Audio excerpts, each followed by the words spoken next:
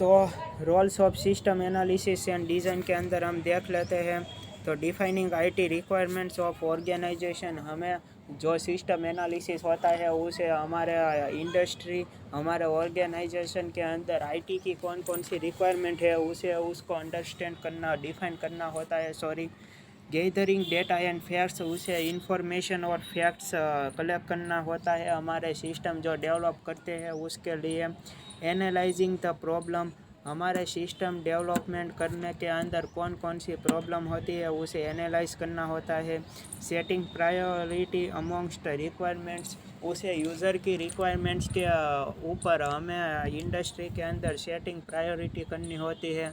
मान लो कि यूज़र ने क्या है कि हमारे पास मुझे 5 मॉड्यूल वाला एक सिस्टम है उसे डेवलप करना है, पर आप मुझे जो लास्ट वाला जो ये मेन मॉड्यूल है वो आप मुझे पहले से ही आप मुझे रेडी करके दो, जिसके कारण मैं अपना काम शुरू कर सकूँ।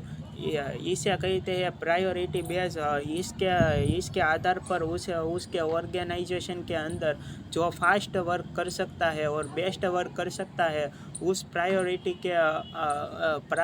दे के उसको सिस्टम के अंदर मॉड्यूल डिज़ाइन करना होता है। ये वाला पॉइंट भी आ गया इसके अंदर।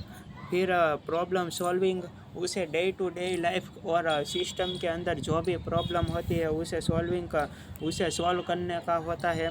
फिर ड्राइंग स्पेसिफिकेशन, उसे एक ड्राइंग और डिज़ाइन और एक रफ वर्क में उसे पूरी सिस्टम का एक ब्लूप्रिंट भी उसे एक तैयार करना होता है, उसे ड्रॉ करना होता है।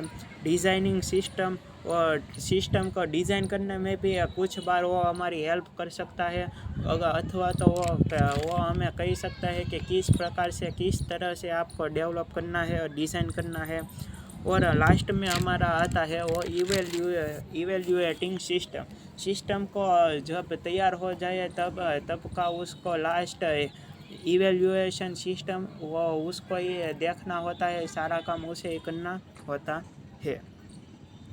तो एक्सप्लेन सीबीएसई हमारा चैप्टर का जो लास्ट पॉइंट है वो हम आगे डिस्कस करेंगे। आज का लेक्चर यही तक रखते हैं। महादेव। अगर आपको कोई भी क्वेश्चन या डाउट हो तो मुझे बिना जजेस आप मुझे कमेंट करके जना सकते हैं। महादेव।